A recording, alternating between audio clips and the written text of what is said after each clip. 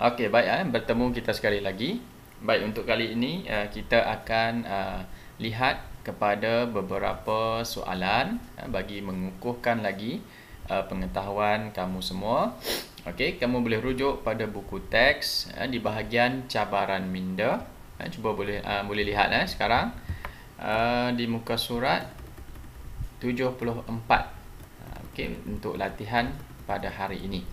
Okey, baik. Kita lihat pada soalan yang pertama. Okay.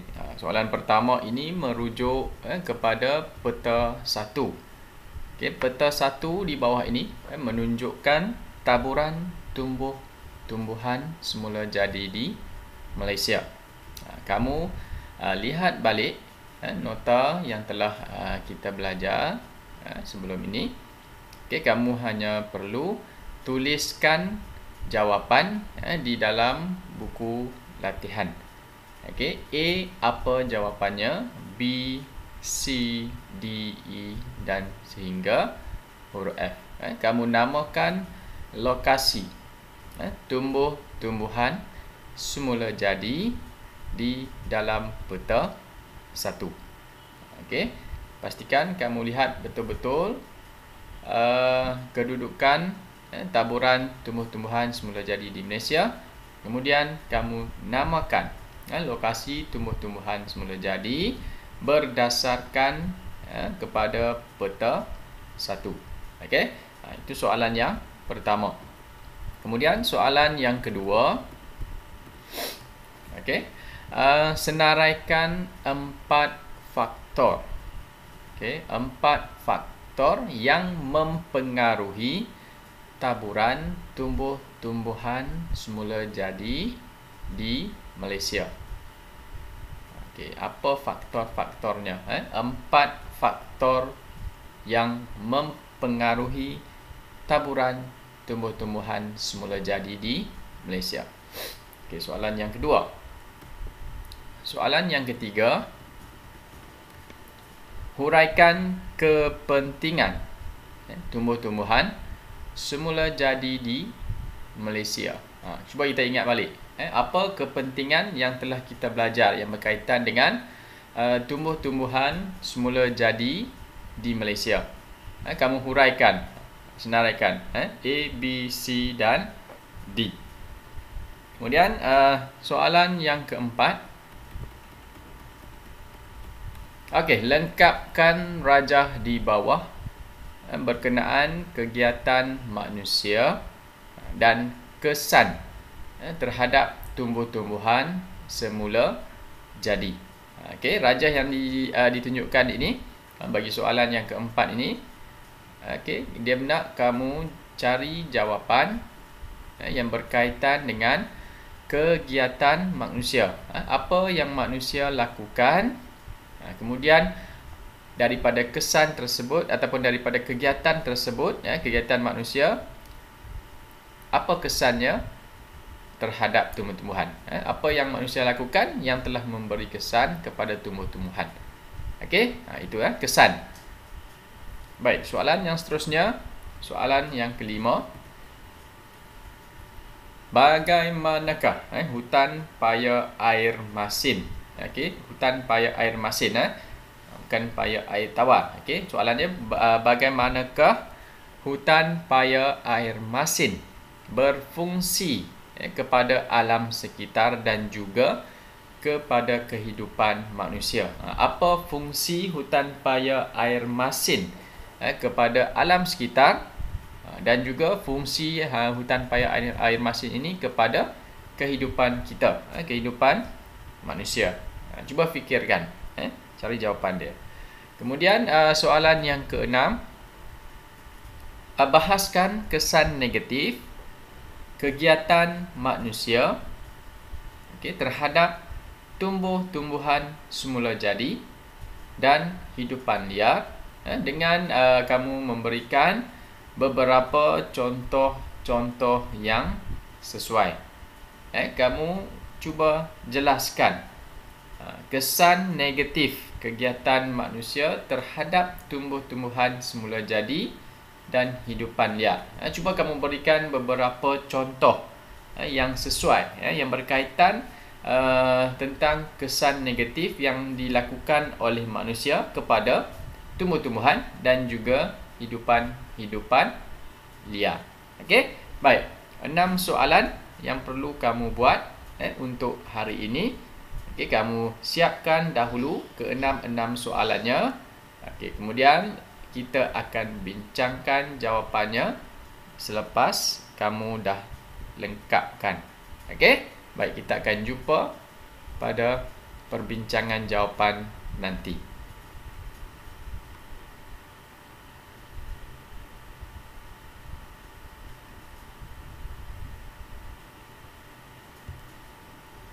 Baik, bertemu kita sekali lagi. Kita nak bincangkan jawapan yang telah kamu jawab. Okey, soalan 6 soalan yang diberikan tadi. Okey, baik, kita lihat semula pada soalan yang pertama.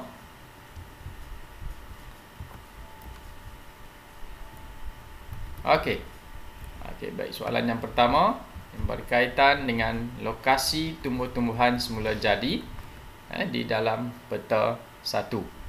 Okey, baik, jawapan daripada buku teks. Jawapan ini yang pertama. Okey, jawapan A adalah hutan hujan tropika. Okey, tengok balik peta. Di sini kedudukannya hutan hujan tropika. Kemudian B, hutan pantai. Okey, kemudian C, hutan paya air tawar. Okey, D, hutan paya air masin. E, hutan gunung. F, hutan paya air masin. Okey, baik, kamu semak balik jawapan kamu bagi soalan yang pertama. Jika ada kesalahan, betulkan. Baik, kemudian soalan yang kedua.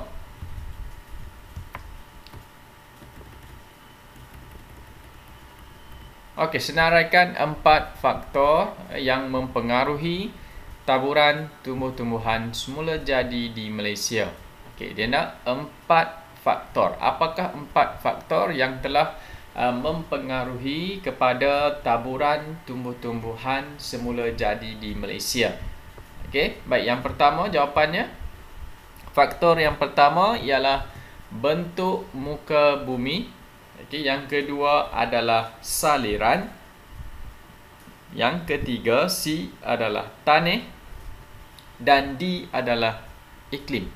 Okey, ini adalah 4 faktor yang mempengaruhi ke taburan tumbuh-tumbuhan semula jadi di Malaysia. Ingat 4 faktor ni: bentuk muka bumi, saliran, tanah dan juga iklim. Okay, baik, kemudian soalan yang seterusnya.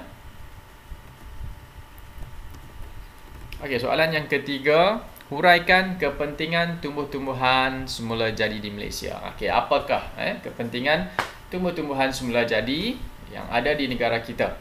Apa kepentingan dia? Okey, yang pertama adalah kawasan tadahan hujan. Sebagai kawasan tadahan hujan.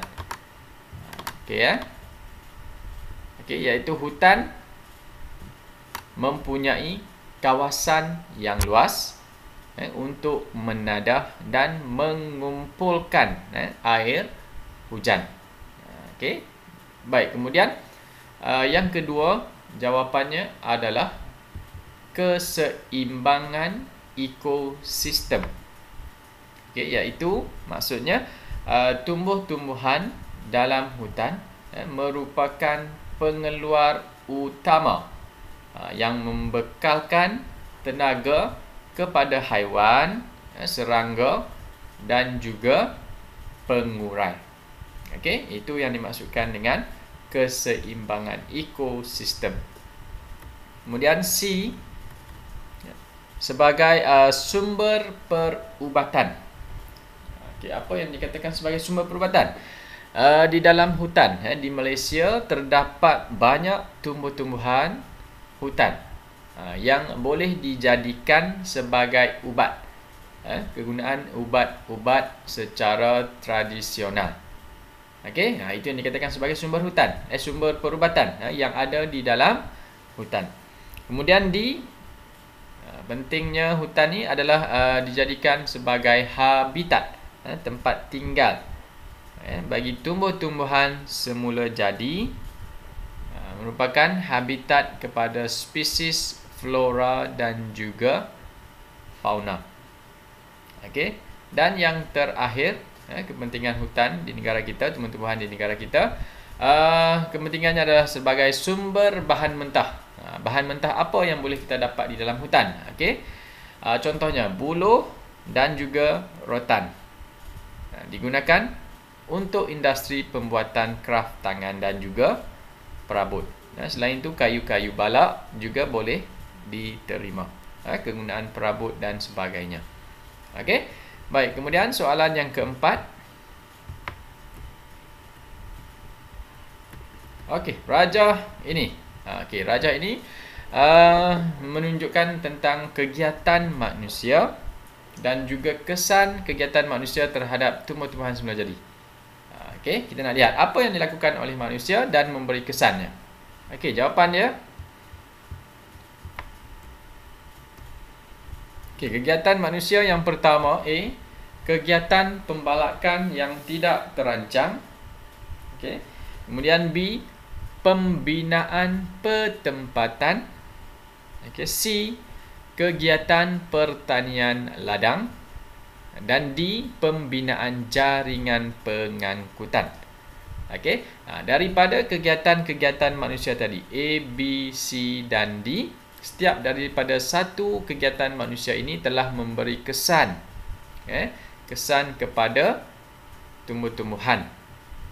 Okey, terlihat baik soalan dia. Apa kesan dia terhadap tumbuh-tumbuhan semula jadi? Okey, yang pertama, kegiatan pembalakan yang tidak terancang ini telah memberi kesan kepada ketidakseimbangan ekosistem. Okey, kemudian kesan yang kedua, pembinaan pertempatan, pembinaan rumah dan sebagainya. Dia akan memberi kesan kepada hakisan tanah. Okey, kemudian C, kegiatan pertanian ladang, pembukaan kawasan pertanian yang luas, kawasan yang besar, dan ini akan menyebabkan berlakunya gangguan. Okey, gangguan yang bagaimana? Okey, gangguan kepada kawasan tadahan hujan akan terganggu.